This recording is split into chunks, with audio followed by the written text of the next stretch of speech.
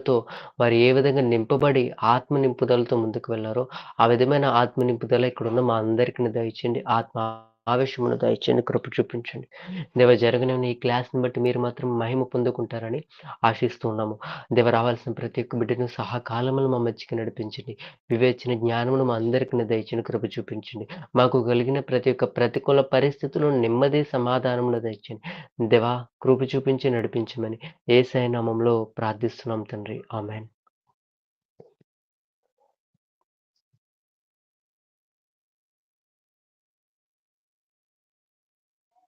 Okay. Thank you. అందరికీ వందనాలండి. Praise lord బాగున్నారా? ఒకసారి చెప్పగలరా? Praise lord. ప్రైజ్ లార్డ్ అన్న.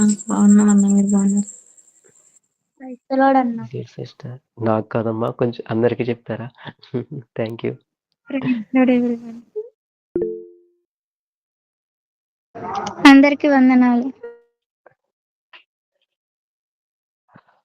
నలుగురే ఉన్నారా? అయ్యయ్యో! Praise lord everyone. అందరికీ వందనాలండి.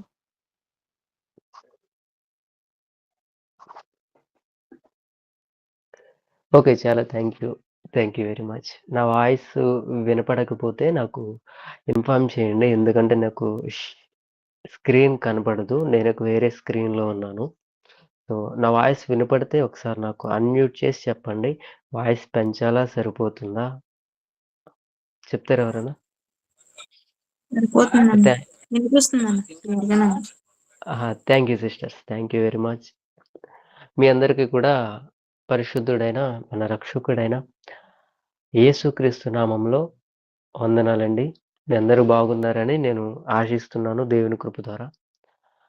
మనం గడిచిన 3 క్లాసెస్‌గా మనం ఒక సబ్జెక్ట్ చూస్తూ వస్తున్నాం. అదేంటంటే ఎక్లెషియాలజీ, సంఘ శాస్త్రము. దేవుడు ఏర్పరిచిన, దేవుడు కోరుకుంటున్న, దేవుడు ఆశ కలిగి నిర్మించుకుంటున్న సంఘము. అది 2 విధానాలుగా స్థానికంగా ఉంది, సార్వత్రికంగా ఉంది. స్థానికం అనేది దేవుడిని ఎక్కువ ఇష్టపెట్టలేకపోవచ్చు కానీ, సార్వత్రిక సంఘం అనేది ఆయనని సంతోషపెడుతుంది.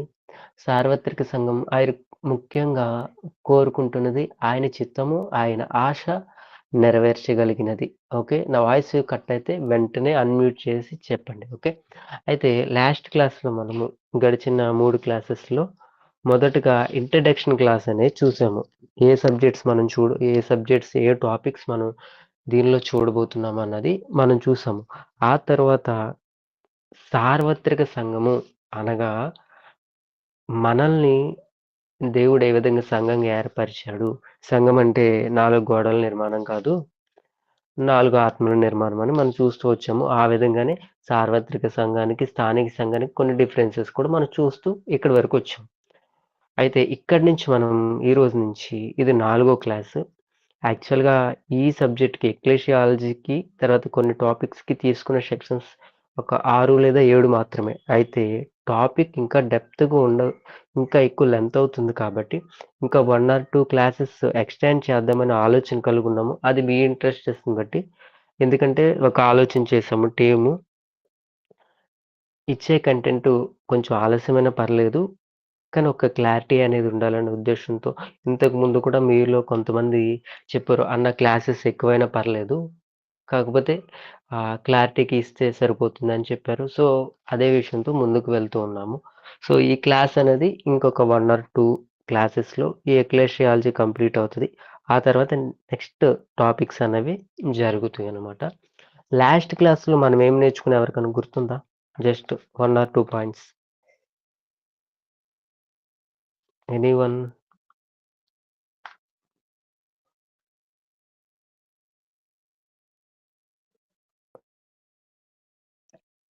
ఓకే. పోనీ దేని గురించి నేర్చుకున్నాం గుర్తుందా?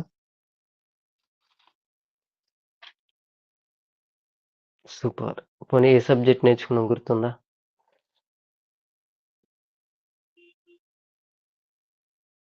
Hello! Sisters, brothers are you there? Sorry మీరు థమ్స్ అప్ పెడితే నాకిక్కడ కనపడదు. మాట్లాడాలి కొంచెం ఏమనుకోవద్దు. ఎవరికైనా గుర్తుందా లాస్ట్ క్లాస్‌లో మనం ఏం మాట్లాడుకున్నాం అన్నది? యాక్చువల్లీ ఈ క్లాస్‌కి నాకు టైం సరిపోదు. సో, అందుకని కొంచెం స్పీడ్‌గా వెళ్ళాలి అనుకుంటున్నాను. కొంచెం మీరు రెస్పాండ్ అయితే స్పీడ్‌గా వెళ్తాను.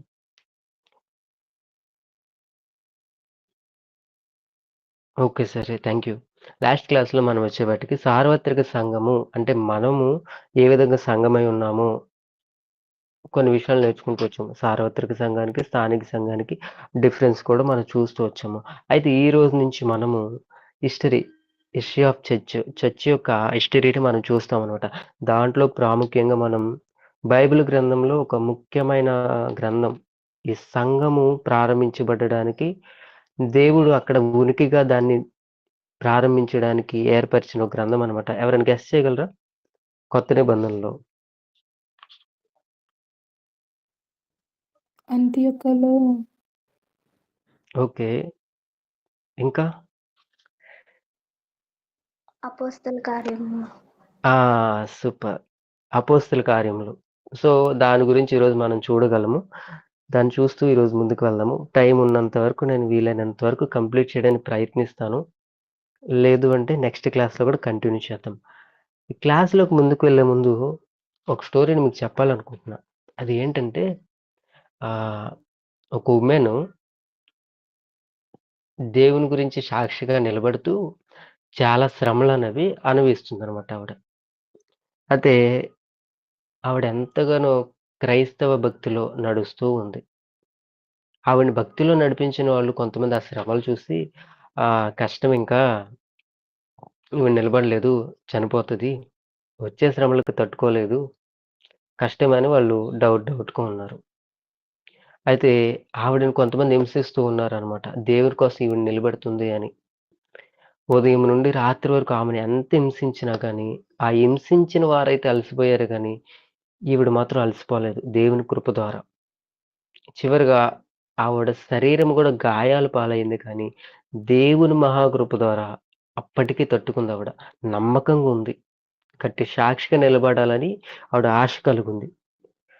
మరలా ఏం జేశారంటే ఆ వ్యక్తిని ఎత్తైన కొయ్య మీద వేలాడదీసి, కింద జంతువుల్ని, సింహాలను అలాంటి వాటిని వదిలేసి ఏం జేస్తదా అని చూస్తూ ఉన్నారు. అప్పటికి ఏం భయపడల. అద్భుతం ఏంటంటే ఆ జంతువులు ఆ యొక్క ఉమెన్‌ని ఏం చేయలేదు కానీ, అవన్నీ నిశ్శబ్దం అయిపోయినాయి. అప్పటికి చూసిన వాళ్ళు చాలా ఆశ్చర్యపడుతున్నారు. ఏంటి ఈవిడ సేమ్ యేసుక్రీస్తు వలె సిలువ వేయబడింది. అయినా గాని ఎక్కడ భయపడతలేదు అని వాళ్ళు ఆశ్చర్యపోతూ ఉన్నారు. తర్వాత వాళ్ళు ఎంతో ఆదరణతో బలపడ్డారనమాట. ఆమె ఏ విధంగా ఉందంటే, క్రీస్తును ధరించిన ఆమె శత్రువులను ఎదిరించడానికి ఇంకా బలం పొందుకుంటుంది. ఆవిడ బలము అధికమవుతూ ఉంది. ఆ తర్వాత ఆ వ్యక్తిని తీసుకెళ్ళి క్రూర మృగాలకు ఆహారంగా వేయాలని ప్రయత్నించారు. అయినా గాని అవి ఏమీ చేయలేదు. ఆ తర్వాత కొరడా దెబ్బలు వేశారు.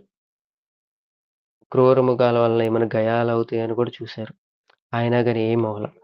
చివరగా ఎర్రగా కాల్చబడిన ఒక చైర్ మీద ఆవిడని కూర్చోబెట్టారు. అప్పటికి ఆవిడ ఎక్కడో గూడా ఆవిడ యొక్క భక్తి జీవితంలో చల్లారిపోలేదు. ఆగిపోలేదు. ఆత్మీయ స్థితిని దిగదార్చుకునే విధంగా ఓడిపోలేదనమాట.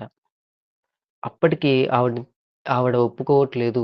యేసుక్రీస్తు దేవుడు కాదని, లేదా యేసుక్రీస్తు కొరకు నేను నిలబడతానని ఒప్పుకోవట్లేదు. అయితే ఆవిడని తీసుకెళ్ళి ఒక ఎద్దు కొమ్ముల మీద విసిరేస్తే, ఆ తర్వాత అది విపరీతంగా ఆవిడని గుద్దడం, తర్వాత కాళ్ళతో తన్నడం చేసినా కానీ ఆవిడెక్కడ గూడా లొంగిపోకుండా నిలబడింది. చివరికి ఆవిడ హతసాక్షిగా చనిపోయింది. ఎవరికైనా తెలుసా ఈ వ్యక్తి పేరు? Blandina. Blandina. Super. So, Blandina గురించి మనం వింటూ ఉంటాం రెగ్యులర్‌గా. ఆవిడ జీవితం అలా ప్రభావితం అవ్వడానికి గల కారణం ఏంటి? యేసుక్రీస్తు యొక్ యేసుక్రీస్తులో ఆవిడ చూసిన విధానం ఏంటి? ఆవిడ ఆత్మీయ స్థితికి గల కారణాలేంటి?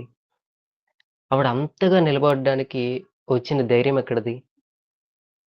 ఈ అపోస్తల కార్యంలో మనం చూద్దాము. సంఘాన్ని దేవుడు ఏ విధంగా నడిపిస్తూ వస్తున్నారని.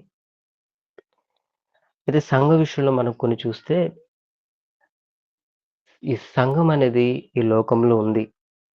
ఆ సంఘము మనమే. ఈ సంఘముకు విరోధంగా ఈ లోకంలో ఉన్న నరక శక్తులన్నీ అంటే దేవునికి వ్యతిరేకమైన శక్తులన్నీ కూడా కలిసి ఎప్పుడూ పోరాడుతూ ఉంటవి. ఈ సంఘము వాటన్నిటిని ఏదేమైనా జయించి నిలుస్తుంది. ఈ సంఘాన్ని ఏర్పరిచిన దేవుడు, ఆ స్థాపించిన దేవుని విషయంలో ఏ మానవుని యొక్క ప్రమేయం కానీ, ప్రోత్సాహం కానీ, ప్రకటనలు కానీ అవసరం లేదు. ఆయనే దాన్ని నిర్మిస్తూ ఉన్నాడు.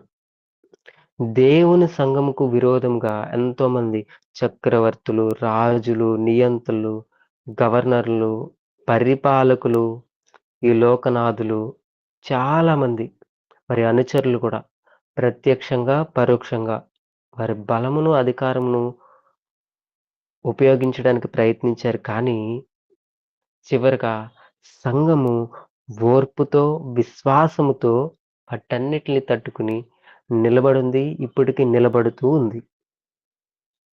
అయితే ఈ సంఘ విషయంలో మనం చూస్తే ధర్మశాస్త్రం ఎరిగిన శాస్త్రులు, పరిసయ్యులు యేసుక్రీస్తు ప్రభువును అంగీకరించడానికి బదులుగా వారేం చేశారంటే, వారే ఆయనను బహుగా తృణీకరించి, హింసించి, క్రీస్తును రాజుగా అంగీకరించవలసిన వారు, వారిని సమూల నాశనముగా చేసే ఒక మనిషిని అంటే కైసరునే రాజుగా అంగీకరించారు వారు. అతనిని అనుసరించారు.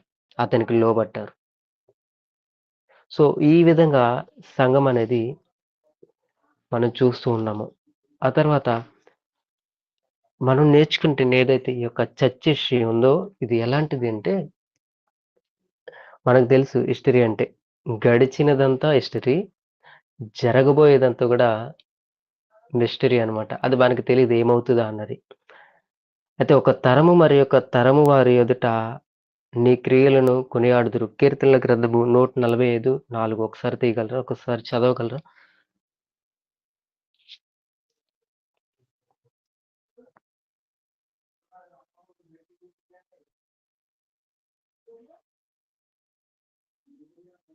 కీర్తనల గ్రంథము 145:4. ఈరోజు మనకి ఎక్కువగా వర్సెస్ చదవడమే ఉంటుంది. కొంచెం ఓపికగా ఉండడానికి ప్రయత్నించండి. ఈరోజు మనం చదివేది కూడా ఎక్కువగా తెలిసిన విషయాలే. ఒక తరము వారు మరొక తరము వారి ఎదుట నీ క్రియలను కొనియాడుదురు, నీ పరాక్రమ క్రియలను తెలియచేయుదురు. Thank you sister. అదే కీర్తనల గ్రంథము 78వ అధ్యాయము 4వ వచనం ఒకసారి చదువుతారా?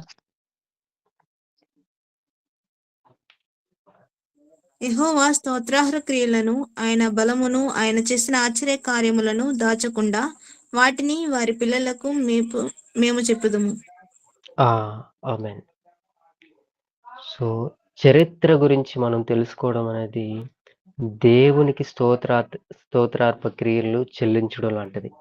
ఆ చరిత్రలో దేవుడు చేసిన ఆశ్చర్యకార్యాలు, ఆయన నిరూపించిన బలము, వాటిని బట్టి మనం దేవుని స్తుతించాలి. ఖచ్చితంగా. చరిత్ర గురించి ఖచ్చితంగా తెలుసుకోవాలి. ఈ మాట చెప్పే ముందు నేను ఒక విషయాన్ని చెప్తాను. పాసిబుల్ అయితే ట్రై చేయండి. మనము మన స్థానిక సంఘాలకు వెళ్తూ ఉంటాం గదా! ఎప్పుడైనా ఎవరైనా మీ యొక్క అంటే మన యొక్క స్థానిక సంఘం గురించి ఎప్పుడైనా చరిత్రను తెలుసుకున్నారా? మన స్థానిక సంఘం గురించి. అది ఎవరి ద్వారా అంటే దేవుడు ఎవరిని వాడుకున్నారు? ఎలా ప్రారంభమైంది? ఇక్కడి వరకు ఎలా వచ్చింది? ఎప్పుడైనా తెలుసుకున్నారా? ప్రయత్నించండి చాలా బావుంటుంది. మనం చూస్తే ఈ చరిత్రకు ఆధారం ఎవరు అంటే యేసుక్రీస్తే.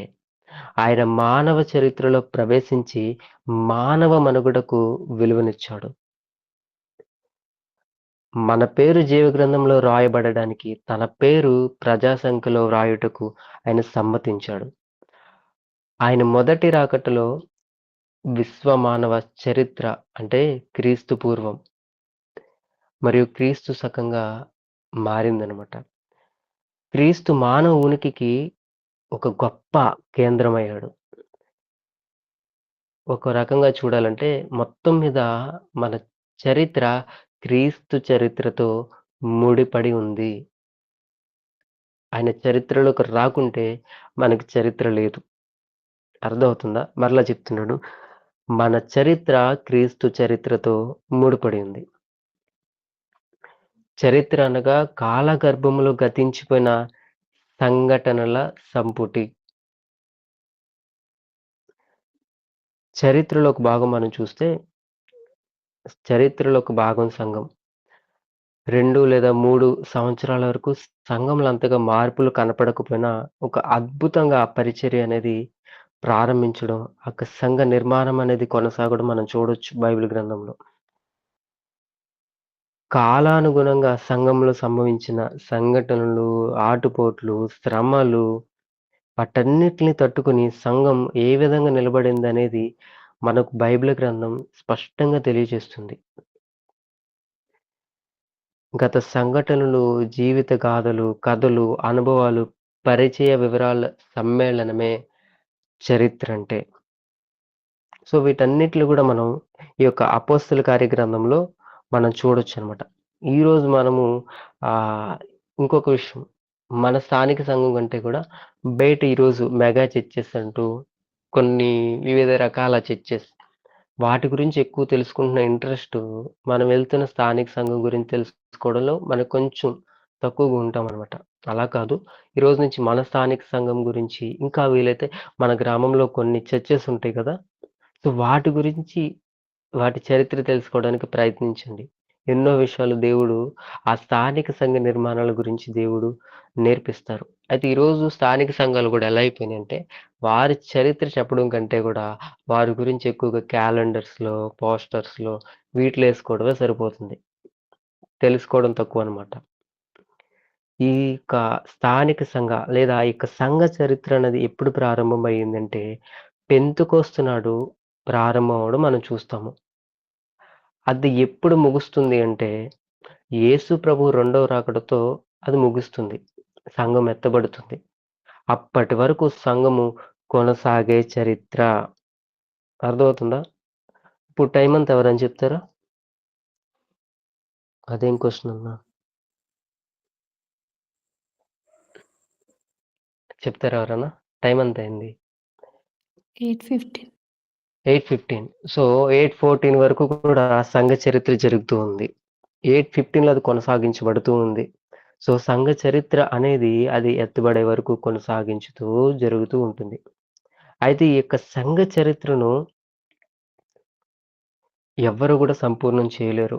ఒక్క యేసుక్రీస్తు వారు తప్ప. ఆయన రాకడతో సంఘం ఎత్తబడి సంపూర్ణంగా గావించబడుతుంది. అప్పుడది సంపూర్ణమవుతుందనమాట. సో, ఈ విధంగా సంఘం అనేది కొనసాగించబడుతూ ఉంది. సంఘం అనేది ఎలా అంటే, క్రైస్తవ్యము తప్పనిసరిగా చరిత్రతో ముడిపడి ఉంది. చరిత్ర లేకుంటే క్రైస్తవం మాత్రమే కాదు, లోకంలో ఉన్న వేరే వేరే మార్గాలు, వేరే వేరే వ్యవస్థలు, వేరే వేరే మతాలకి మనుగడ లేదు. అంటే క్రైస్తవ చరిత్ర ఉందని, లేక దాని వ్యవస్థాపకుడు చరిత్రక పురుషుడని మాత్రమే దీని అర్థం కాదు. నాగరిక ప్రజలు చేపట్టిన ఏ మతానికైనా, ఏ మార్గానికైనా ఒక చరిత్ర ఉంటుంది. అయితే క్రైస్తవ విషయంలో చరిత్రకు ఒక నిర్దిష్టమైన విలువ ఉంది. అది దేవుని ప్రత్యక్షతకు ఒక సాధనం. పాత నిబంధనలో అధిక భాగం మనం చూస్తే అబ్రహాము, తర్వాత అతని సంతానమైన ఇశ్రాయేలులు సంబంధించిన చరిత్ర అది కాక, అందులో అత్యధిక పాత్ర వహించింది మనందరికీ తెలుసు. ఐగుప్తు నుండి, దాస్యం నుంచి ఇశ్రాయేలులు విడుదల పొందటం.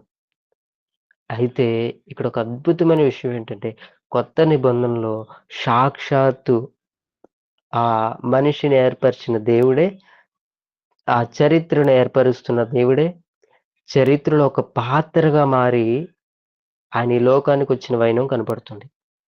ఇది దైవసుతుడు నరవతారి అయి మానవుని రక్షించడానికి భూలోకమునకు దిగి వచ్చిన సంఘటన. అయితే ఇది శిలువ పునరుద్ధానమే దాని అంతం కాదు.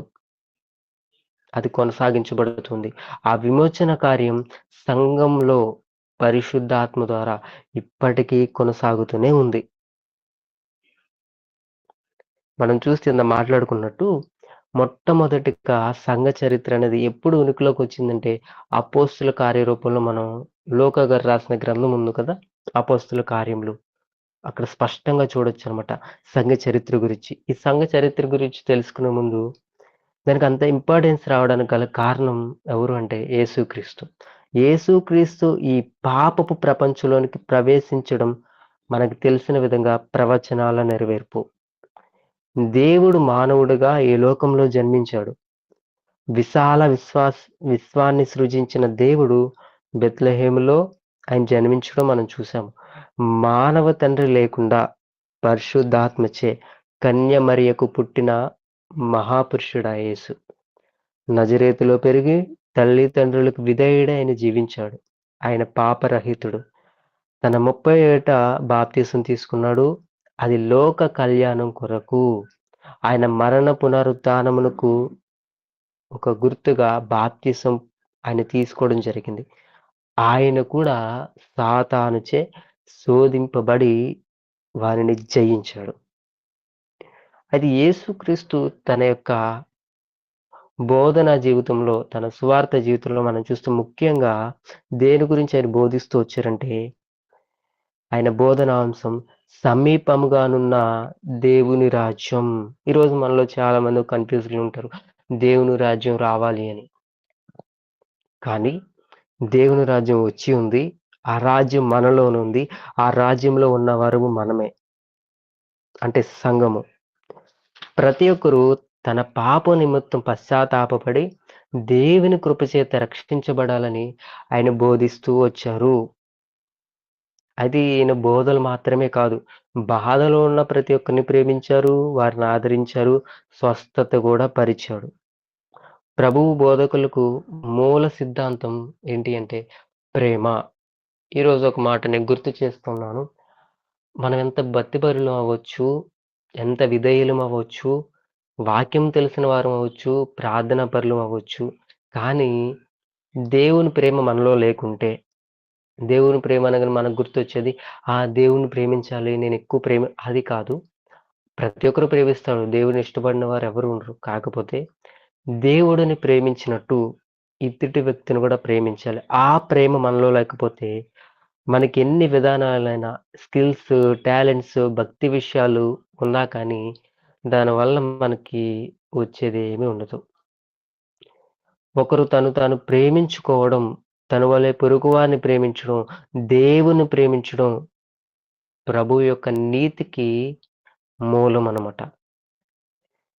మనం ఆలోచిస్తే పరలోకమందున్న తండ్రి ఎంత పరిశుద్ధుడో, అంత పరిశుద్ధత, పవిత్రత ప్రతి ఒక్కరికి కలిగి ఉండాలని ఆయన ఆశ కలిగి ఉన్నాడు. అర్థమవుతుందా? యేసుక్రీస్తు యొక్క సేవ ఈ యొక్క భౌగోళికంగా పాలిస్తానుకు మాత్రమే పరిమితమైనట్టు మనం చూస్తాము. అయితే ఆయన చేసిన 3.5 సంవత్సరాల సేవ అధిక భాగం యెరూషలేములోనే చేశాడు. వీటన్నిటికంటే సమరయలో ఆయన చేసిన సేవ యూదా మతానికి ఒక పెద్ద ఇబ్బందిగా, ఒక గొడ్డలి పెట్టుగా ఉండడం మనం చూడొచ్చనమాట. యూదులు, సమరయులు ఆయన ఎన్నోసార్లు ముట్టడం మనం చూస్తాము. యూదుడైన యేసు కొన్నిసార్లు వారి బోధనలు ఉల్లంఘించడం అంటే ఆయన సత్యమందు వాళ్ళని నడిపించడానికి ఆయన బోధించడం మనం చూసాము. ఆయన సమరయలో ప్రవేశించి సేవ చేయడం కూడా మనం చూస్తాం అనమాట. ఈ విధంగా ఆయన సంఘానికి బోధిస్తూ, సంఘములో పరిచర్య చేస్తూ, ఆయన సంఘాన్ని నిర్మిస్తూ వస్తున్నాడు అనమాట. అయితే యేసుక్రీస్తు మరణం మనం చూస్తే ప్రభువు చేసిన సేవ యూదా మత నాయకులకు చాలా కోపం తెప్పింది. దానికి తోడు యేసు తన రాజ్యం ఒకటి స్థాపిస్తానని చెప్పినందున వారి దృష్టిలో ఆయన ఒక తిరుగుబాటుదారునిగా కనపడుతూ ఉన్నారు. ప్రభువును చంపాలని వారు చాలాసార్లు నిర్ణయించుకున్నారు. దానికి అక్కడున్న ప్రభుత్వం, రోమా ప్రభుత్వాన్ని కూడా వాడుకుంటూ ఉన్నారు. వారు నేరాపణలు చేసి సిలువ వేసి ఆయన చంపేశారు. ఈ విషయం అంతా మనకు తెలుసు. అయితే ఆయన మరణించిన తర్వాత యేసు తాను చెప్పినట్లే 3వ దినమున పునరుద్ధానుడై తన శిష్యులకు, అక్కడున్న అనేక మందికి ఆయన ప్రత్యక్షమవడం మనం చూస్తాము. శిష్యులకు కొన్ని వాగ్దానాలు, ఆదేశాలిచ్చి ఆరోహణమయ్యాడు ఆయన. ఈ పెంతుకొస్తు అనగా ఈ సంఘం అనేది ఎక్కడ ఉనికిలోకొచ్చింది? ఈ సంఘం అనేది ఎక్కడ బహిర్గతమైంది? ఈ సంఘం అనేది ఎక్కడి నుంచి ఇంకను బలంగా నిర్మించబడుతూ వచ్చింది అంటే, మనందరికి తెలిసిన ఒక సందర్భము 120 మంది అనుచరులు ఆయన మాట ప్రకారం యెరూషలేములోని ఒక గదిలో సమకూడి, ఆ తర్వాత జరిగిందంతా మనకు తెలుసు. అక్కడ ప్రారంభమవుతుంది ఆయన యొక్క సంఘ నిర్మాణ పరిచర్య. మనం చూస్తే అపోస్తల కార్యములు ఎక్కువగా ఈరోజు ఈ యొక్క బుక్ గురించి మనం నేర్చుకుంటూ ఉంటాము. అపోస్తల కార్యములు దీనికి ఈ విధమైన పేర్లు కూడా పెట్టొచ్చనమాట. ఎలా అంటే ఈ అపోస్తల కార్యములకు పవిత్రాత్మ చర్యలు అనడంలో ఎటువంటి సందేహం లేదు. లేదు అంటే యేసుక్రీస్తు జరిగించే మరిన్ని పనులు. ఇంకొక మాట కూడా చెప్పొచ్చు. క్రీస్తు రాయబారుల చర్యలు. మన యేసుక్రీస్తు సంఘ ఆరంభ చర్య చూస్తే, యేసుక్రీస్తు చనిపోయి తిరిగి లేచిన తర్వాత 40 రోజుల పాటు తన శిష్యులతో ఆయన గడిపి పరలోకానికి ఆరోహణమవుతాడు. మనం అదంతా చూస్తాము. ఇక్కడ ఆయన రాయబారులు అని చూస్తున్నాము. రాయబారులు అంటే ఎవరంటే ఆదేశాలతో పంపబడిన వారు. ఆయన ఇచ్చిన ఆదేశాలతో లోకంలోకి పంపబడిన వారు. ఇంకొక మాట చెప్పాలంటే, మనలో అనేక మంది రక్షణ తీసుకున్నారు కదా! అంటే నీటిలో మునిగి మాత్రమే కాదు, ఆత్మతో. ఎవరైతే రక్షించబడ్డారో ఆత్మ ద్వారా, మనందరం కూడా క్రీస్తు యొక్క రాయబారులం. మనందరికీ కూడా ఆయన ఆదేశాలిచ్చారు. మనందరిని కూడా ఆయన ఈ లోకానికి పంపిస్తూ ఉన్నారు. సో, మనందరం కూడా ఆయన పని చేయాలన్నమాట. అర్థమవుతుందా? ఆ తర్వాత ఆయన ఏం చేశాడంటే, ఆ 120 మంది విషయంలో వారికి పవిత్రాత్మ బల ప్రభావాలు కలిగే వరకు క్రీస్తు సేవ కోసం కావాల్సిన అన్ని సామర్థ్యాలు వారికి ఆ సమయానికి ఉండవు.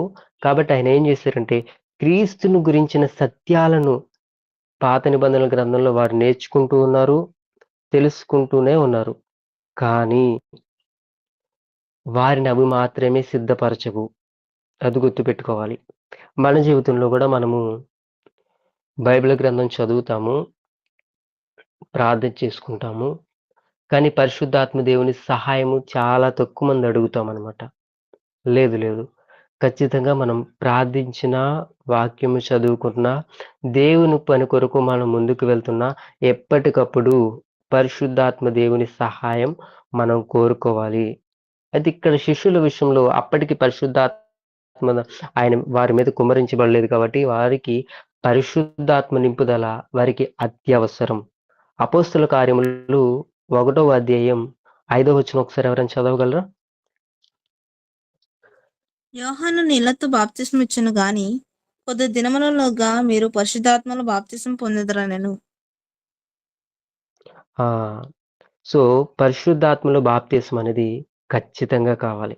ఎందుకంటే నేను ఒక స్థానిక సంఘంలో అనుకోకుండా బాప్తిస్మం తక్కువ తీసుకుంటారు. అనుకోకుండా కొంతమంది బ్రదర్స్ అనమాట సడన్గా ఒక 6-7 మంది తీసుకున్నారు. నాకు చాలా ఆశ్చర్యం కలిగించింది, సంతోషం అనిపించింది. కానీ ఒక పక్కన దుఃఖం వేసింది. వీళ్ళు ఏ విధంగా బాప్తిస్మం తీసుకుంటున్నారు? వీరికి బాప్తిస్మం తీసుకుంటే ఏం చెప్పారు అసలా? వీళ్ళకి ప్రాసెస్ ఏమని చెప్పారా? లేదంటే ఏంటని నేను అడుగుదామని నాకు కొంచెం తొందర ఎక్కువ. వెళ్ళి వాళ్ళని అడిగా. అన్నా మీరు బాప్తిస్మం తీసుకుంటున్నారు కదా! పాస్టర్ గారు మీకేమైనా చెప్పారా? ఏమన్నా కొన్ని పాటించాలి, ఈ విధంగా ఉండాలి అని. వాళ్ళు వెంటనే అన్నారు, "ఏం చెప్పలేదు తమ్ముడు, ఏమైనా చెయ్యాలా?" అని అన్నారు. మళ్ళీ నేను చెప్తే ఆళ్ళేమనుకుంటారు, మళ్ళీ పాస్టర్ గారు అదంతా పెద్ద గొడవ అవుతదని. అవునన్నా, సరే అని నేను మాట్లాడలేదు. వెంటనే ఇంకొకళ్ళ దగ్గరికి వెళ్ళా. వాళ్ళని కూడా సేమ్ క్వెషన్. వాళ్ళు సేమ్ ఆన్సర్ ఇచ్చారు. అలా 6-7 మంది రక్షణ తీసుకున్నారు. దేనికి తీసుకున్నారని తర్వాత చూస్తే, మనలో చాలా మంది కూడా అదే చేస్తూ ఉంటారు. అంటే బయట పెళ్లి గురించి బాప్తిస్మం తీసుకున్నారు. వాళ్ళనేం తప్పు పట్టట్లేదు. వాళ్ళకి అవగాహన లేక కొంతమంది చెప్పిన విధానాలు బట్టి ఆ విధంగా తీసుకున్నారు. ఓకే.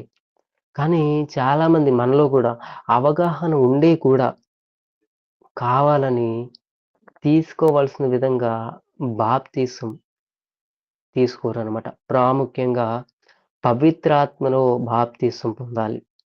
ఈరోజు ఆ విధమైన అనుభవం మనలో ఎంతమందికుంది? పవిత్రాత్మలో బాప్తీసం అంటే మనం కొన్ని విషయాలు చూడొచ్చు. అదేంటంటే ప్రాముఖ్యంగా సార్వత్రిక సంఘంలో ఉన్న ప్రతి వ్యక్తి గూడా పవిత్రాత్మలో బాప్తీసం పొందిన వారు మాత్రమే. మరలా చెప్తున్నా, ఈ మాట బాధ కలిగించొచ్చు. నామకార్థంగా నీటి మూలంగా తీసుకొని ఉంటే మన సార్వత్రిక సంఘంలో సభ్యులు కాదు. ఎవరైతే దేవుని ఆత్మ ద్వారా నింపబడి దేవుని కార్యాల కొరకు ఆశ కలిగి ఉంటారో వారు సార్వత్రిక సంఘంలో భాగము. మనం ఈ విషయాలను చూస్తే బైబిల్ గ్రంథంలో బాప్తీసం పొందుకోవడం అంటే ఆత్మ ద్వారా. తర్వాత దేవుని ఆత్మ మనల్ని ఆవరించినప్పుడు, ఆయన ఆత్మతో మనం నింపబడినప్పుడు, పవిత్రాత్మను మనం పొందినప్పుడు ఆ అనుభవం అనేది మనకు తెలుస్తూ ఉంటుందన్నమాట. మనం చూస్తే అపోస్తుల కార్యములు 1వ అధ్యాయము 12వ వచనం నుండి 15 వరకు ఒకసారి. అపోస్తుల అప్పుడు వారు కార్యములు ఆ! చదవండి. అప్పుడు వారు ఒలీవల వనమనబడిన కొండ నుండి యెరూషలేమునకు తిరిగి వెళ్ళిరి. ఆ కొండ యెరూషలేమునకు విశ్రాంతి దినమున నడవదగినంత సమీపమున ఉన్నది. వారు పట్టణంలో ప్రవేశించి తాము బస చేయుచుండిన మేడగదిలోనికి ఎక్కిపోయిరి. వారెవరనగా పేతురు, యోహాను, యాకోబు, ఆంద్రేయ, ఫిలిప్పు, తోమా, బర్తలొమయి, మత్తయి, అల్ఫయి కుమారుడగు యాకోబు, జెలోతే అనబడిన సీమోను, యాకోబు కుమారుడగు యూదా అనువారు. వీరందరూ వీరితో కూడా కొందరు స్త్రీలను, యేసు తల్లి అయిన మరియయు ఆయన సహోదరులను ఏక మనసుతో ఎడతెగక ప్రార్థన చేయుచుండిరి. ఓకే. Thank you sister. మనం ఇక్కడ చూస్తే ప్రాముఖ్యంగా వారందరూ కూడా దేవుడిచ్చిన మాట ఏదైతే ఉందో, ఆయన ఇచ్చిన వాగ్దానం ఏదైతే ఉందో దాని కొరకు ఎదురు చూస్తున్నారు. సంఘమంతా కూడి అక్కడ ఏం చేస్తున్నారంటే శక్తి కోసం కనిపెడుతున్నారు. పరిశుద్ధాత్మ శక్తి కోసం. పరిశుద్ధాత్మ శక్తితో సంఘం నింపబడడానికి వారు ఎదురు చూస్తూ ఉన్నారు. కానీ ఈరోజు సంఘమైన మనము అంటే మనమంటే ఎక్కువ మనల్ని అనట్లేదు. బయటున్న విధానాలు. దేవుని యొక్క ఆశల కోసం మనం చూడట్లేదు. దేవుని కొరకు ఏదైతే ఆయన ఆశ కలిగున్నారో, ఆయన చిత్తం ఏదైతే ఉందో దానికోసం చూడటం కంటే కూడా మన ఆశల వైపు, మన ఆలోచనల వైపు మనం చూస్తున్నాము. సారీ.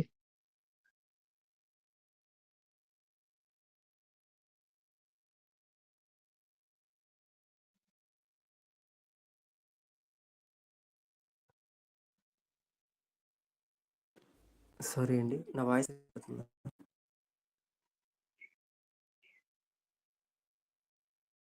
హలో! సిస్టర్స్ నా వాయిస్ వినపడుతుందా బ్రదర్స్? వినిపిస్తుంది. వినిపిస్తుంది బ్రదర్. Thank you sister. అయితే మనం ఇక్కడ చూస్తే పెంతుకోస్తు దినము రోజున వారందరూ గూడా కూడి దేవుని ఆత్మశక్తి కోసం వారు కనిపెట్టడం మనం చూస్తాం. దీన్ని ఏమంటారంటే పెంతుకోస్తు ఆ రోజుని ఇజ్రాయేల్ వారిలో పండుగలు ఇదొకటనమాట. దీనిని వారాల పండుగ అంటారు వాళ్ళు. పస్కా పండుగ జరిగిన తర్వాత దాదాపు ఒక 50 రోజులకు ఇది వస్తదనమాట. దీన్ని మరి ఇంకోటి ఏమంటారంటే కోతకాల మహోత్సవం. ఆ రోజు జరిగిన విషయం ఏంటంటే పవిత్రాత్మ ఆ రోజునే వచ్చి ప్రజలకు పశ్చాత్తాపం, నమ్మకం కలిగించి వారిని క్రీస్తు దగ్గరికి తేవడం అనే గొప్ప కోత ఆ రోజు ప్రారంభమైంది.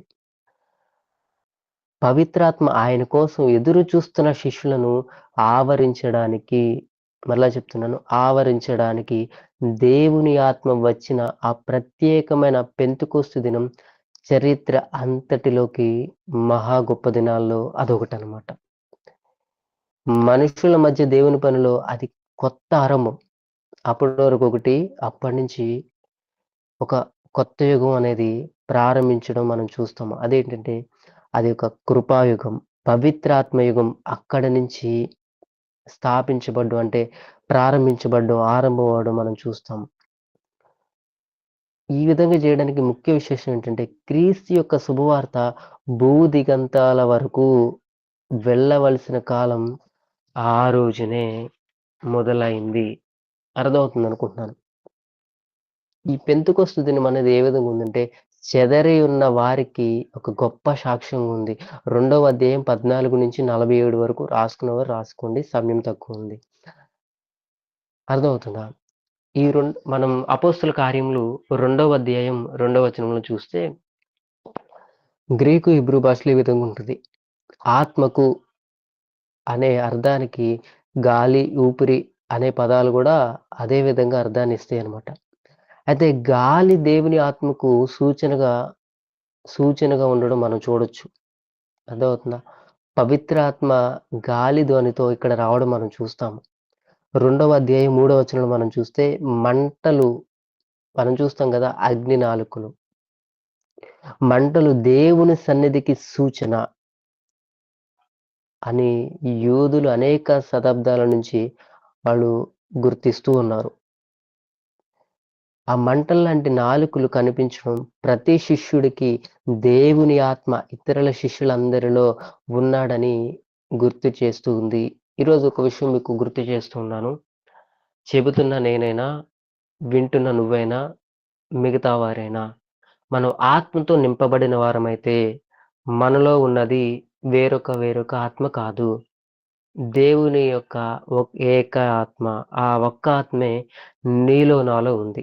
మనందరిలో కలిగి ఉన్నది ఒకే ఆత్మ. మనందరం ఒకటే సంఘం. అర్థమవుతుందా? అయితే ఇక్కడ కొన్ని విషయాలు మనం చూడొచ్చు. వారు దేవుని కోసం మాట్లాడేవారుగా, సరిగ్గా మాట్లాడేందుకు వారికి శక్తి సామర్థ్యాలు దేవుని ఆత్మ ద్వారా కలగడం మనం చూస్తాము. వారు సూచనలు చేయడం కూడా మనం చూస్తాము. పవిత్రాత్మ రాకడ యేసు ప్రభు చెప్పిన మాటల నెరవేర్పు. మనం ఇందాక చదువుకున్నాం కదా, వారు దేవుని శక్తి కొరకు, దేవుని ఆత్మశక్తి కొరకు ఎదురు చూస్తూ ఉన్నారు అని. అర్థమవుతుందా? 2వ అధ్యాయం 4వ వచనంలో మనం చూస్తే పవిత్రాత్మలో నిండిపోయారు వారు. ప్రతి విశ్వాసులు అనుభవించాల్సిన ప్రాముఖ్యమైన విషయం ఇది. ఇంకెవరైనా ఇక్కడ అన్నా మేము ఇంకా రక్షణ తీసుకోలేదు, ఇంకా దేవుని ఆత్మ నింపబడలేదంటే, మీరు అవకాశం ఉంది కాబట్టి, ఇది అనుకూల సమయం కాబట్టి పశ్చాత్తాపపడి మారుమనసు పొందుకుని రక్షణ తీసుకోవడానికి ప్రయత్నించండి. ఎందుకంటే సమయం తక్కువ ఉంది మనకి. సో దానితో పాటు దేవుని ఆత్మను కూడా పొందుకోవడానికి త్వరపడండి. పెంతెకొస్తు దినాన కనిపించిన సూచనలు ముఖ్యమైనవి. మనలో చాలా మంది అనుకుంటారు అగ్ని నాలుకలు కనపడినవి, ఒక అద్భుతమైన సూచన అక్కడ జరిగింది, దేవుని ఆత్మ వారి మీద కుమ్మరించబడింది. నా జీవితంలో గల జరిగితే చాలా బాగుంటుంది, నేను ఆ అనుభవాన్ని పొందుకోవాలి అని అనుకుంటాం. కానీ ఒక విషయం గుర్తు చేస్తాను, పెంతెకొస్తు దినాన కనిపించిన సూచనలు అంత ముఖ్యమైనవి కావు. కానీ దేవుడు ముఖ్యమైనదిగా కోరుకుంటుంది ఏంటి అంటే, తనకి ఇష్టం వచ్చిన దేవుడు తనకి ఇష్టం వచ్చినట్టు ఆయన సూచనలు చేయొచ్చు, చేయకపోవచ్చు. కానీ దేవుడు కోరుకుంటున్నది ప్రాముఖ్యంగా ఏంటి అంటే, తనను వెదికే వారికి ఆయన తన పవిత్రాత్మ సంపూర్ణతను తప్పక ఇవ్వడం. అర్థమవుతుందా? సో సూచనల వైపు, మర్మాల వైపు, ఆశ్చర్యాల వైపు తిరగడం కంటే కూడా దేవుని ఆత్మ నింపుదల కొరకు ఎప్పటికప్పుడు మనం ప్రార్థించాలి, పని చేయాలి, దేవునికి ఆత్మకు మనం అవకాశం ఇవ్వాలి. అర్థమవుతుందా? పెంతెకొస్తు దినాన కనిపించిన సూచనల కోసం వెదకాలని దేవుడు ఎక్కడ కూడా ఆదేశించలా అని మనం గుర్తుపెట్టుకోవాలి. కానీ తన ఆత్మతో మనం నిండిపోవాలని మాత్రం ఆయన ఆజ్ఞాపిస్తున్నాడు, ఆశ కలిగి ఉన్నాడు. అర్థమవుతుందా? సూచనలు లేకపోతే మనం పవిత్రాత్మతో మనం అనుకుంటాం అన్న సూచనలు కావాలి, కార్యాలు కావాలి, ఇవన్నీ లేకపోతే మనం పవిత్రాత్మతో నింపబడ్డామని ఎలా తెలుస్తుంది అంటే, అది మన విశ్వాసం మూలంగా దేవుడు చేసిన వాగ్దానాల మీద మనం ఆధారపడితే ఆత్మ ప్రభావం అనేది మనకు అర్థమవుతుంది. కొన్ని విషయాలు చూద్దాము. అది ఏంటంటే, ఆ రోజున పవిత్రాత్మను దేవుడు వారికి దయచేశాడు. ఇది వారిని పవిత్రాత్మతో ముంచడం లాంటిది. వారి మీద పవిత్రాత్మను కుమ్మరించడం లాంటిది. వారి అంతరంగములనియు పవిత్రాత్మతో నింపివేయడం. దాని ఫలితంగా వారు దేవుని ఆత్మతో బ్రతుకుతూ ముందుకు సాగిపోతూ ఉన్నారు. ఈరోజు మనం ఆలోచించుకుందాము. మన జీవితము దేవుని ఆత్మతో ముందుకు వెళ్తుందా? కొనసాగించబడుతుందా? లేదంటే మన సొంత ఆలోచనలతో, మన సొంత ఆత్మావేశంతో మనం కొనసాగుతున్నామా? అలా అయితే మనం దేవుని చిత్తాన్ని నెరవేర్చలేము. అర్థమవుతుందండి. ఆ ఆత్మ ఆధీనంలో వారున్నారు. ఈరోజు సంఘముగా నీవు నేను ఉంటే మనము కూడా ఉండాలి. నిజ క్రైస్తవులుగా జీవించడానికి సరైన రీతిగా దేవుణ్ణి సేవించడానికి ఆ ఆత్మ మూలంగా బల ప్రభావాలు వారు పొందుకున్నారు. ఈరోజు అదే ఆత్మ మూలంగా మనం పొందుకోగలుగుతున్నామా? పొందుకోగలము. కానీ మనం దేవుని ఆత్మ మాటకు అంటే దేవుని ఆత్మ ఆవేశానికి చోటివ్వని వారమైతే అది జరగదు. అపోస్తల కార్యములు 1వ అధ్యాయం 8వ వచనం ఒకసారి చూద్దాము. అయితే పవిత్రాత్మ మిమ్ములను ఆవరించినప్పుడు మీరు బల ప్రభావాలు పొందుతారు. సారీ మీకు చెప్పలేదు కదా! నేను ఈ తెలుగు బైబిల్‌ని వేరే వెర్షన్‌లో చదువుతున్నాను. వాక్యాన్ని మార్చట్లేదు. వెర్షన్ అంటే ఇంకా బెటర్ వెర్షన్‌లో చదవడానికి ప్రయత్నిస్తున్నాను. పొందుతారు. జెరూషలేములో యూదయ, సమరయ ప్రదేశాలలో నలుదిక్కులకు భూమి కొనల వరకు కూడా మీరు నాకు సాక్షులై ఉంటారు. అర్థమవుతుందండి. అయితే ఈ విషయంలో మనం ఒకటి గమనించాలి. తాను ఎన్నుకున్న పాత్రల ద్వారా పనిచేసిన పవిత్రాత్మ అత్యధికమైన శక్తి ప్రభావాల ద్వారా క్రైస్తవ సంఘం నిర్మితమైంది. ఆయన ఎన్నుకున్న పాత్రల ద్వారా. ఈరోజు ఆ పాత్రగా మనం ఉన్నామా? నేను కాలేను, నా వల్ల కాదు అని మాత్రం ఎప్పుడూ అనుకోవద్దు. నీలో ఉన్నవాడు లోకంలో ఉన్నవాడి కంటే కూడా తెలుసు కదా! సో, నీ వల్ల అవుతుంది. మనం నిలబడాలి. అర్థమవుతుందండి. 2వ అధ్యాయము 5వ వచనం నుంచి 13 వరకు మనం చూస్తే అక్కడున్న అర్థం మీకు చెప్తున్నాను. భక్తిపరులైన యూదులు అర్థమవుతుందా? పస్కా, పెంతెకోస్తు పండుగల సమయాల్లో జెరూషలేం దర్శించిన యూదులు 2 విధానాల వారు. సమకూడని యూదులు వీరు 2 రకాలనమాట. వారిలో ఒకళ్ళు ఏంటి అంటే కలవరపడ్డవారు అక్కడ జరిగిన సన్నివేశాన్ని చూసి. వారు ఆశ్చర్యంతో నిండిపోయారు. విస్మయం పొందారనమాట. అసాధారణమైనది ఇక్కడ ఏదో జరుగుతుంది. ఏదో అద్భుతం జరుగుతుంది. కానీ వారికి అదేంటో అర్థం కాలేదు. వారు ఒక విధానంలో ఉన్నారు. కానీ వారు దాన్ని ఊహించలేకపోయారు.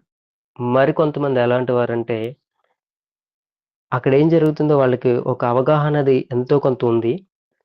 అక్కడ అసాధారణమైనది ఒకటి జరుగుతుందని వారికి అర్థమైంది. కానీ వారు ఏ విధంగా ఉంటారంటే ఏది జరిగినా నవ్వుతూ దాన్ని తిరస్కరించే రకం అనమాట. అంటే లెక్క చేయనితనం. ప్రతి దాని గురించి వివరణ చెప్పగలమని వాళ్ళు భావించుకుంటారు. నాకు తెలీదా అని. ఇదెందుకు ఈ మాట ఈ సందర్భంలో చెప్తున్నానంటే, ఈరోజు ఈ తరంలో కూడా పవిత్రాత్మతో నిండి ఉన్న వారెవరైతే ఉన్నారో వారికి ఈ 2 విధాలైన మనస్తత్వాలు కలిగిన వారు ఎప్పుడూ కూడా కనపడుతూనే ఉంటారు. అది కుటుంబంలో అవ్వచ్చు, స్థానిక సంఘంలో అవ్వచ్చు, సమాజంలో అవ్వచ్చు, స్నేహితుల మధ్య కూడా అవ్వచ్చు. అర్థమవుతుందండి. శిష్యులు ఎన్నడూ కూడా ఇక్కడ మనం చూస్తే కొంతమందికి భాషల గురించి మనం చూస్తే శిష్యులు ఎన్నడూ కూడా నేర్చుకొని విదేశీ భాషలతో మాట్లాడడానికి దేవుడు వారికి తక్షణమే సామర్థ్యం ఇచ్చాడు. ఇక్కడ నేను దేవదూతల భాషల గురించి చెప్పట్లేదు. అన్య భాషల గురించి చెప్తున్నాను. అర్థమవుతుందండి. వారి మాటలు విన్నవారు వాటిని అర్థం చేసుకోగలిగారు. ఎందుకంటే అక్కడికొచ్చిన వివిధ జనాల్లో వారి భాషల్లో వీరు మాట్లాడడం కూడా అంటే అన్య భాషలలో వారు మాట్లాడడం వారు స్వయంగా విన్నారు. కాకపోతే ఇక్కడ ఒక విచిత్రమైన సంఘటన ఏంటంటే మాట్లాడిన ఆ యొక్క వ్యక్తికి ఆ యొక్క అర్థం తెలియకపోవచ్చేమో కానీ ఆ భావాన్ని ఆ భాష కలిగిన ఎవరైతే ఉన్నారో వారు అర్థం చేసుకుంటూ ఉన్నారు. వారు ఆశ్చర్యపోతున్నారు. వీరు మా భాషలో ఎలా మాట్లాడగలుగుతున్నారు అని. అర్థమవుతుందండి. ఆ సామర్థ్యాన్ని దేవుడు వారికిచ్చారు. అయితే ఈ భాషలు అనేవి అన్య భాషలు. మనుషులకు అర్థమయ్యేవి.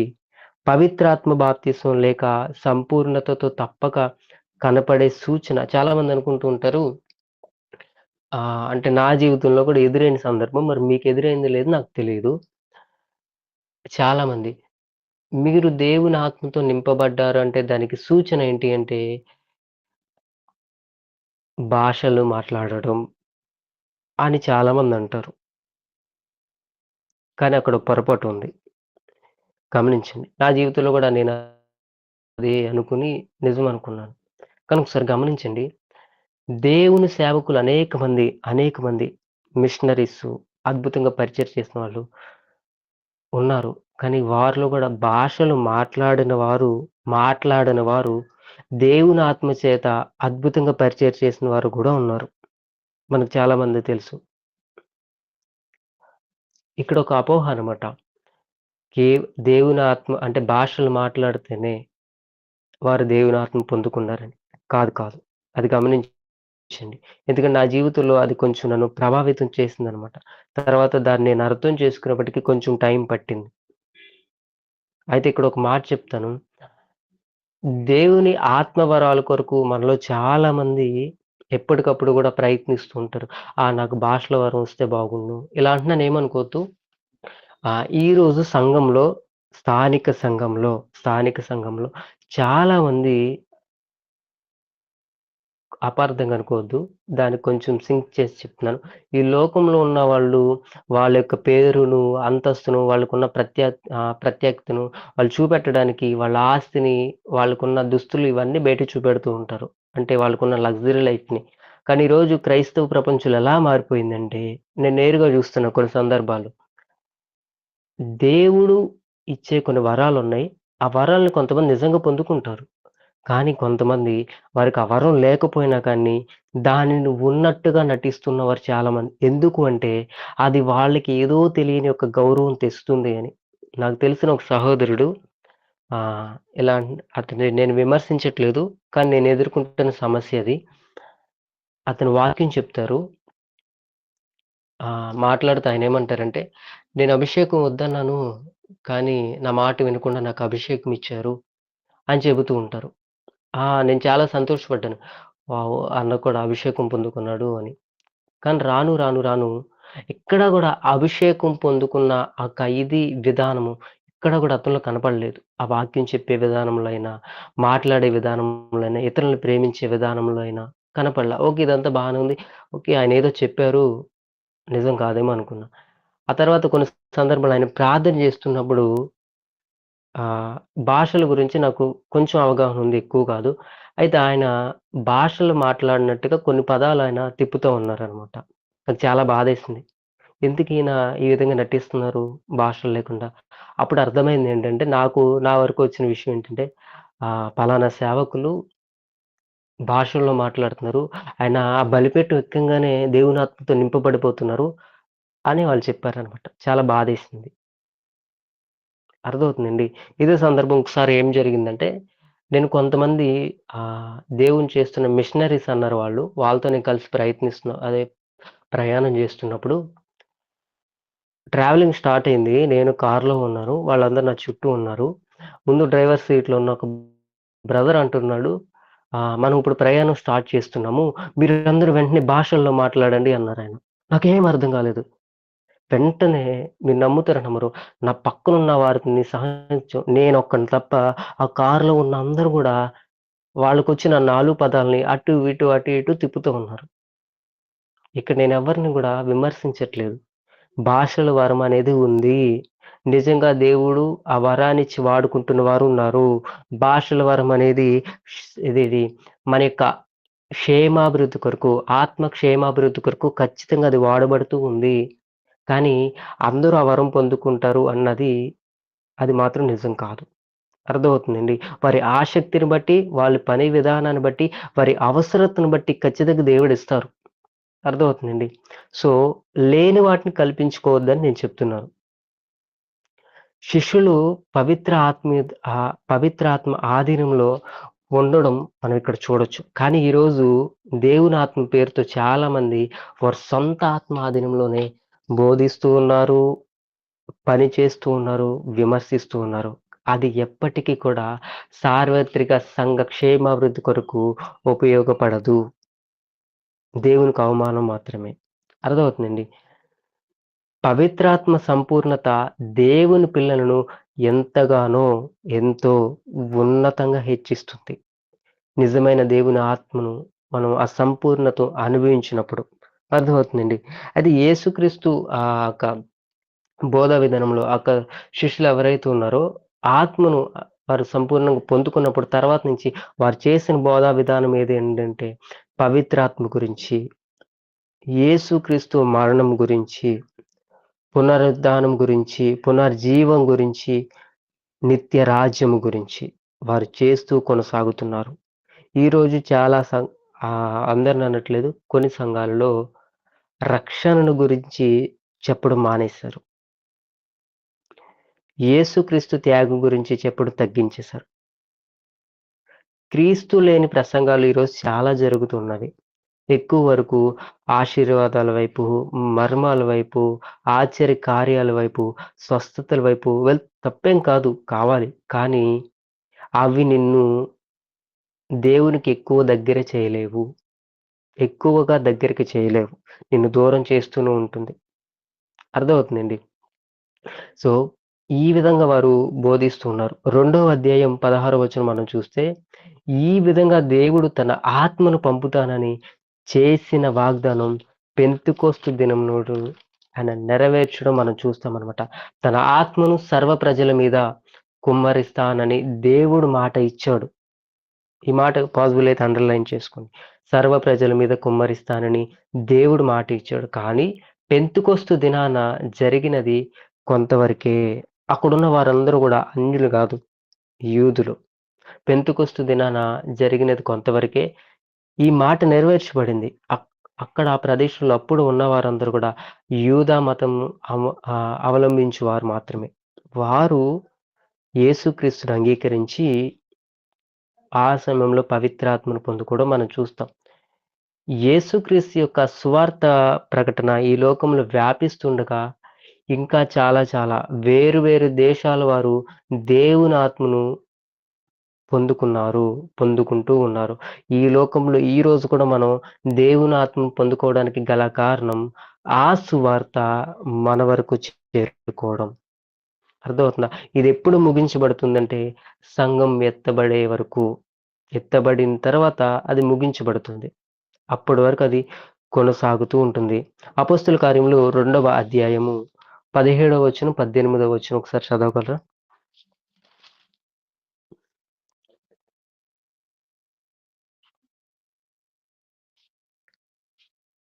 ఓకే, నేను చదివేస్తాను.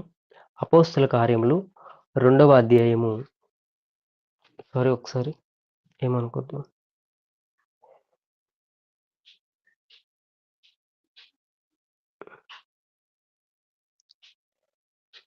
నా వాయిస్ వినపడుతుందండి? వినిపిస్తుందమ్మా. Okay, thank you. అపోస్తుల కార్యములు 2వ అధ్యాయం 17వ వచనం, 18వ వచనం మనం చూస్తే వేరే వర్షన్లో నేను చదువుతున్నాను. అదేమంటే దేవుడు అంటున్నాడు, చివరి రోజుల్లో నా ఆత్మను సర్వ ప్రజల మీద కుమ్మరిస్తాను. మీ కొడుకులు కూతుళ్ళు దేవుని మూలంగా పలుకుతారు. మీ యవకులను దర్శనాలు కనిపిస్తాయి. మీ ముసలివారు కలలు కంటారు. అర్థమవుతుందండి. 18వ వచనం మనం చూస్తే, ఆ రోజుల్లో నా సేవకుల మీద నా ఆత్మను కుమ్మరిస్తాను. వారు దేవుని మూలంగా పలుకుతారు. అర్థమవుతుందండి. తర్వాత 18వ వచనం మనం చూస్తే, ఇక్కడ మనం విషయం గమనించాలి. ఆ దేవుని ఆత్మను సర్వ ప్రజల మీద ఆయన కుమ్మరిస్తా అంటున్నాడు. అయితే ఇక్కడ మనం అర్థం చేసుకోవాల్సిన విషయం ఏంటంటే, దేవుడు తన ఆత్మను లోకమంతటికి ఇవ్వడు. అది గమనించాలి. ఇక్కడ ఒక సందర్భం మీకు చెప్తాను. నా జీవితంలో నాకు చాలా బాధ కలిగించిన విషయం, కోపం తెప్పించిన విషయం. ఒకరోజు ఒక దగ్గరికి ఒక సేవకులు వచ్చారు. వాళ్ళని సేవకులు అనడానికి కూడా నాకు కొంచెం ఇబ్బందిగా ఉంది. కాకపోతే పెద్ద సేవకులు లోకపరంగా. వాళ్ళ చర్చికి దాదాపు ఒక కొన్ని వందల నుంచి కొన్ని వేల మంది వరకు ప్రతి వారం వస్తూ ఉంటారనమాట. ఆ సేవకులు ఒక చిన్న గ్రామంలో ఒకసారి సభ పెట్టారు. ఆ సభకి చాలా మంది ప్రజలొచ్చారు. అందులో నేనొకడిని. ఆయన చెబుతూ ఉన్నాడనమాట. ఏమంటున్నాడంటే, అంటే దేవుని ఆత్మకు పొందుకున్నట్టు కొంతమంది మాట్లాడతారు గదా! అలా మాట్లాడుతూ, ఇదిగో ఈ ప్రాంతంలో ఉన్న పిల్లలందరూ అంటే ఈ విధమైన అర్థాన్నిచ్చే మాటలు మాట్లాడారు. ఈ ప్రాంతంలో ఉన్న చిన్న పిల్లలు ఇంత వయస్సు కలిగిన పిల్లలందరూ కూడా చనిపోబోతారు. మీరు త్వరగా పశ్చాత్తాపపడి నా వైపు తిరిగితే వారందరిని ఆ శాపాన్ని నేను పోగొడతాను. అన్నప్పుడు ఏమైందంటే అక్కడున్న వారందరూ కూడా విపరీతంగా ఏడుస్తూ, ప్రార్థిస్తూ ఉన్నారు. నాకు చాలా ఆశ్చర్యం కలిగించింది. దేవుడు ఇలా చేస్తాడా అని. వెంటనే ఆయన ఒక విధమైన న లాఫింగ్ అంటే నవ్వుతున్నాడనమాట. ఎలా నవ్వుతున్నాడంటే నిజంగా జరిగింది. మనం చూస్తాం గదా! కొన్ని మూవీస్‌లో కొన్ని స్కిట్స్‌లో చూస్తాం. సాతాను నవ్వడం ఆహాహాహా! అని. అలా ఆయన నవ్వుతున్నాడు. నాకో క్లారిటీ వచ్చిందక్కడ. ఓకే. ఎట్టి పరిస్థితుల్లో ఇది దేవుని ఆత్మ ద్వారా జరుగుతున్నది కాదు. దేవుని ఆత్మ మనకు తెలుసు అల్లరికి కారకుడు కాదు. సో, అలా జరిగినా కానీ, అక్కడ ఏ ఒక్కరు చనిపోలేదు. అక్కడ ఏ పరిస్థితులు మారలేదు. వారలాగే ఉన్నారు. కానీ, ఇప్పటికి కూడా ఆ సంఘానికి కొన్ని వందల మంది, వేల మంది నిత్యం వెళ్తూనే ఉంటారు. దేనికోసం తెలుసా? ఆశ్చర్యకార్యాల కోసం, మర్మాల కోసం, అద్భుతాల కోసం, ఆశీర్వాదకాల కోసం. క్రీస్తు కోసం కాదు. అర్థమవుతుందండి. సో, ఇవన్నీ ఎందుకు చెప్తున్నానంటే, దేవుని ఆత్మ పేరు చెప్పుకొని ఈరోజు చాలా మంది ఏమో మనలో గూడా ఉండొచ్చు. నటిస్తున్నారు. అర్థమవుతుందండి. ఇంకా విషయం చెప్పాలంటే చాలా మందికి దేవుని ఆత్మకి, లోకంలో ఉన్న దురాత్మకు కూడా అర్థం తెలియని వారు చాలా మందున్నారు. ఇలా చెప్తున్నాను ఏమనుకోవద్దు. ఆహ్, నెక్స్ట్ క్లాసెస్‌లో మనకి డెమనాలజీ, ఏంజియాలజీ ఉంటుంది. దాంట్లో ఇవన్నీ వస్తాయి మీకు. మనలో చాలా మంది నమ్మరనమాట. డెవిల్ ఉందా? సాతానున్నాడా? ఇవన్నీ జరుగుతూ అంటే నెక్స్ట్ క్లాస్‌లో మనం చూస్తాం అవన్నీ ఉన్నవి. వాళ్ళకి సెపరేట్ కొన్ని వర్క్స్ వాళ్ళు చేస్తారు ఖచ్చితంగా. వాళ్ళకి సెపరేట్ ఒక విధానం ఉంటుంది. దేవుడిని మనం చూస్తాం గదా! వెలుగు దూత. సో, దేవుడిని అంటే నిజమైన దేవుని ఆత్మ పొందుకోపోతే, ఆ వివేచన జ్ఞానం మనకి రావడం కష్టం. మోసపోతామనమాట. చాలా మంది ప్రజల్లాగా మనం కూడా వారి వెంట వెళ్ళిపోతామనమాట. మనం ఇక్కడ చూస్తే సువార్త యూదుల నుండి అన్యజనులకు, యెరూషలేము నుండి యూదయకు, సమరయ నుండి మిగిలిన ప్రపంచానికంతటికి శీఘ్రముగా వ్యాప్తి చెందడం మనం చూస్తాం. యూదా మతంలో ఒక భాగంగా ప్రారంభమైన క్రైస్తవ్యం ఒక ఒక ప్రపంచవ్యాప్త సత్యభక్తి మార్గంగా పరిణామం చెందడం క్రమక్రమంగా ఇది చేరడం మనం చూస్తాం.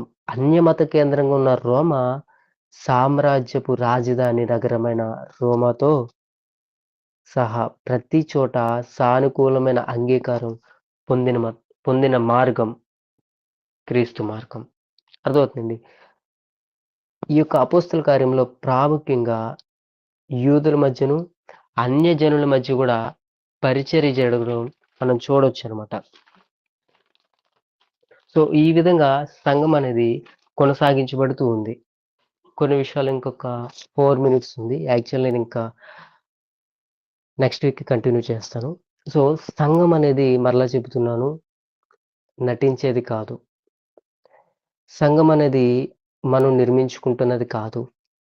సంఘం అనేది మనుషులను సంతోషపెట్టేది కాదు. సంఘం అనేది మెప్పు కోరుకునేది కాదు. సంఘాన్ని నిర్మిస్తుంది దేవుడు. సంఘానికి నిర్మాణకర్త ఆయనే. ఆయనే తన శిష్యులను, రాయబారులను ఈ లోకంలోకి పంపించారు. తన సువార్త ద్వారా ఈరోజు మనల్ని కూడా సంఘంగా ఆయన ఏర్పరచుకున్నారు. సో, సంఘంలో భాగమై ఉన్న మనము దేవునికి రాయబారులమై ఉన్నాము. దేవుని పని చేయవలసిన వారమై ఉన్నాము. దేవుని కొరకు పని చేయవలసిన వారమై ఉన్నాము. శిష్యులకు ఏదైతే ఆతిథ్యత దేవుడిచ్చారో, దేవుని ఆలయమైన నీకు, నాకు అదే ఆతిథ్యత ఆయన ఇస్తూ ఉన్నారు. శిష్యుల్లో ఏ విధమైన శక్తి నింపుదల ఆత్మ ద్వారా జరిగిందో, అదే ఆత్మ ఈరోజు మనలో ఉంది. అదే శక్తి మనలో ఉంది. కాకపోతే మనం గుర్తించడం లేదు. ఇంకా ఏం చేస్తున్నామంటే పలానా వాళ్ళ దగ్గరికెళ్తే అద్భుతాలు జరుగుతది. పలానా ఆరాధనకెళ్తే మనకు ఆశీర్వాదం వస్తుంది. పలానా దగ్గరికెళ్తే స్వస్థత జరుగుతుంది. గమనించండి. వారికిచ్చిన ఆత్మనే దేవుడు మనకి ఇచ్చారు. మన విశ్వాసము ద్వారా ఆ కార్యాలు మన జీవితాల్లో మనం పొందుకోగలం. అటువంటి కృప దేవుడు మనకు దయచేయును గాక. ప్రార్థన చేసుకుందాము. నమ్మకమైన దేవా నీకు స్తోత్రములేసయ్యా. తండ్రి నీ కృప ద్వారా సంఘాన్ని మీరు ఏ విధంగా నడిపిస్తూ వచ్చారు, ఏ విధంగా ప్రారంభించారు, ఏ విధంగా ఈ యూదుల మధ్య, అన్యజనుల మధ్య ఈ ఆత్మ కార్యాన్ని మీరు జరిగిస్తూ వచ్చారో కొన్ని విషయాలు ధ్యానించడానికి కృప చూపించినందుకు వందనములు. తండ్రి నీకు పరిశుద్ధ ఆలయమే మేమై ఉన్నాము. దయచేసి వాటిని మేము పాడు చేసుకోకూడదు. దేవా నీ ఆత్మతో మేము నింపబడితే వివేచన జ్ఞానం కలిగి దేవా అపవిత్ర ఆత్మ ద్వారా శోధించబడుతున్న వారు, నడిపించబడుతున్న వారు ఎవరో మేము తెలుసుకోగలం దేవా. అటువంటి వివేచన జ్ఞానమును మాకు దయచేయండి. ఆ విధంగా మమ్మల్ని నడిపించండి. మీ సహాయమును దయచేయండి. మీ ఆత్మ ద్వారా బలపరచండి. సంఘం ఏ విధంగా ప్రారంభమైంది, ఇంకా అనేకమైన విషయాలు దేవా మా ముందున్న క్లాస్లో మేము నేర్చుకోవడానికి కావాల్సిన కృపను, సమయాన్ని దయచేయండి. దేవా నీ కృప ద్వారా ఈరోజు మేము తెలుసుకోవడానికి అవకాశం ఇచ్చారు. కృతజ్ఞతలు. దేవ యొక్క మీటింగ్లో జాయిన్ అయిన ప్రతి ఒక్క బిడ్డను నీ యొక్క రాయబారులుగా, నీ కొరకు బలమైన పాత్రలుగా పనిచేసేవారుగా మా అందరిని ఏర్పరిచి నడిపించమని, కృప చూపించమని, నీ కొరకు సార్వత్రిక సంఘంలో మేము కూడా దేవ భాగ్యస్వాములు ఉండే అవకాశాన్ని, ఆ భాగ్యాన్ని, సంతోషాన్ని మాకు దయచేయమని యేసయ్య నామములో ప్రార్థిస్తున్నాము తండ్రి. ఆమెన్. థ్యాంక్ యూ అండి.